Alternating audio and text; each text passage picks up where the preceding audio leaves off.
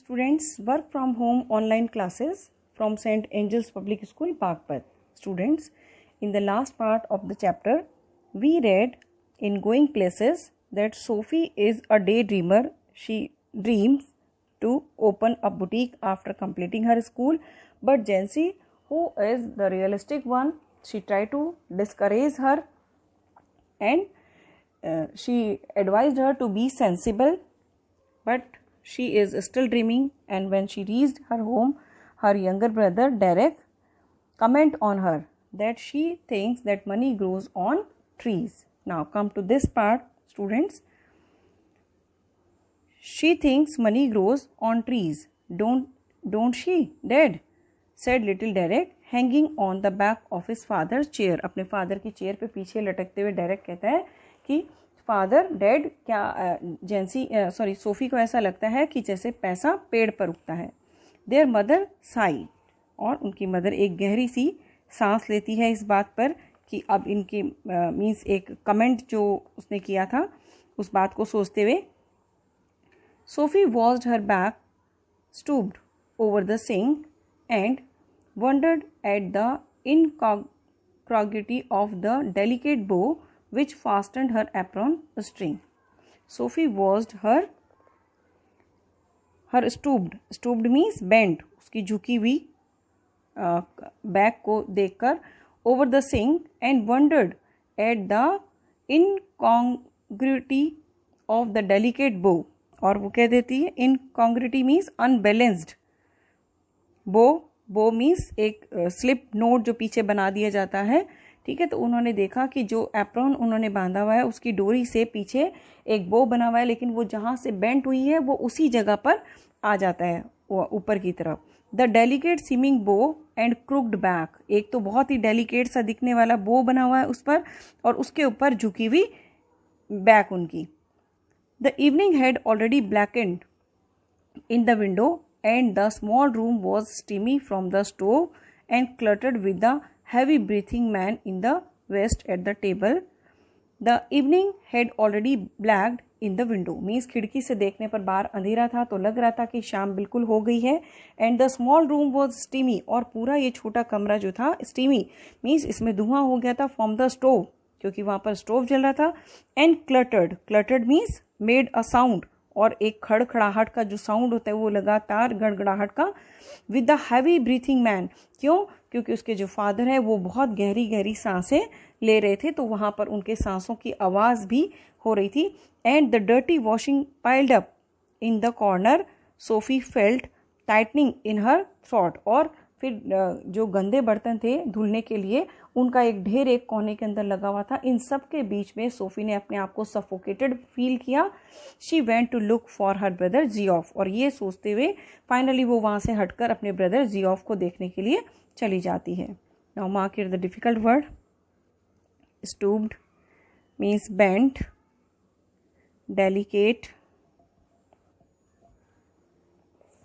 Now crooked, fastened means tied. Strings means ropes. Sink is a large open container in kitchen के अंदर जो होता है. incongruity, where is the word? This is means unbalanced. And bow, slip note, and crooked, it is the sound. crooked means bent. apron, clothes, dress पर पहने जाने वाला apron. These are the difficult word here. tightening means suffocating. Now come to the next para.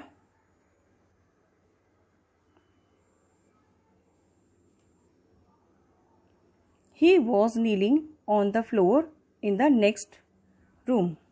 He was kneeling means वो अपने घुटनों के बल बैठा हुआ था अगले ही कमरे में. Tinkering means hardening. Tinkering means repairing, ठीक करना, मेंडिंग. वो ठीक कर रहा था. With a part of his motorcycle over some newspaper spread on the carpet means अपने मोटरसाइकिल के जो कुछ पार्ट थे उनको न्यूज़पेपर पर पूरा खोल कर रख कर वो उनको ठीक करने की कोशिश कर रहा था।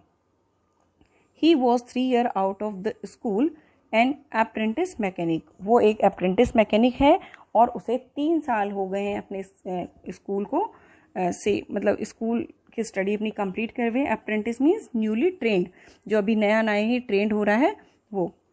Travelling to his work each day to his far side of the city he was almost grown up. Travelling to his work means अपने काम के लिए वो शहर में रोज़ बहुत दूर जाता है।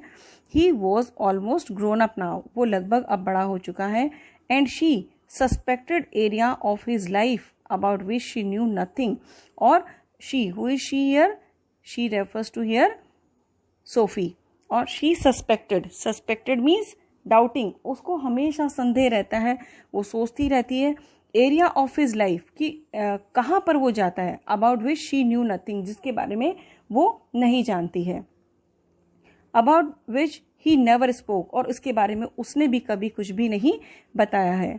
He said little at all ever voluntary, हालांकि वो बहुत अपनी वॉलेंट्रीली मीन्स अपनी इच्छा से, ऑन हिज ओन अकॉर्ड अपनी डिज़ायर से वो बहुत ही कम बोलता है। Words had to be prised out of him like stone out of the ground. Words had to be prised out means forced him to speak means शब्द उससे निकालना, उसके मुंह से शब्द निकालना बिल्कुल ऐसे है जैसे ज़मीन में से पत्थर निकालना। And she was jealous of his silence, और Sophie did not like his silence, वो बिल्कुल जलती है उसकी इस चीज़ को देखकर, एनवियस फील करती है अपने आप को कि ये इतना चुप कैसे रह लेता है। When he wasn't speaking it was as though he was away somewhere, अगर वो नहीं बोल रहा है तो शी फील्स कि इसका मतलब ये यहाँ पर नहीं है, ये कहीं और है अभी। Out there in the world in those places she had never been, और शायद उस जगह पर है जिन जगहों को वो नहीं जानती है। Whether they were only the outlying district, चाहे वो मतलब बाहर के outlying means the outer states पे, बाहर की जो एक बॉर्डर होती है वहाँ पर पढ़ने वाले डिस्ट्रिक्ट ही क्यों ना हो। Students mark the difficult word first of all. First one is tinkering. Tinkering means repairing. Apprentice means newly trained. Kneeling bending on knees, घुटनों के बल पे बैठना। And suspected doubting. voluntarily is on his own accord. Prized out means forced him to speak. Jealous, envious and outlying. These are the difficult words here, students.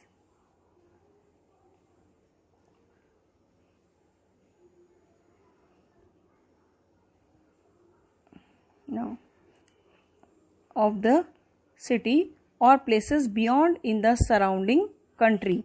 Who knews मतलब कि दूर जो उसके सराउंडिंग मतलब अब वो बाहर के बॉर्डर पर होने वाले डिस्ट्रिक्ट हो सकते हैं, या फिर और places beyond in the surrounding country, या फिर जो उनके आसपास की सराउंडिंग कंट्री, उससे बाहर की जगह कौन जानता है। They attend a special fascination simply because they were unknown to her and remained out of her reach. और ये सारी जगह उसके लिए इतना ज़्यादा अट्रैक्शन की वजह इसलिए है क्योंकि वो सब उसके लिए अननोन है और वो कभी भी वहाँ पर गई नहीं है, उसकी पहुँच से वो बाहर है। Perhaps there were also people, exotic interesting people whom he never spoke and she thought कि हो सकता है वहाँ पर भी बहुत ही मज़ेदार एग्जॉटिक मीन एक्साइटिंग, बहुत ही अट्रैक्टिव और जो लोग होंगे मतलब इंटरेस्टिंग लोग होंगे वहाँ पर भी, जिससे शायद इसने कभी बात ना की हो। इट वॉज पॉसिबल, और ऐसा हो भी सकता है। दो he was quiet and didn't make any new friends easily, क्योंकि वो बहुत ही शांत और चुप रहने वाला है और वो जल्दी से नए दोस्त नहीं बनाता। She longed to know them, लेकिन उसके अंदर इच्छा है। But Sophie wanted to know them, लेकिन सोफी जानना चाहती है।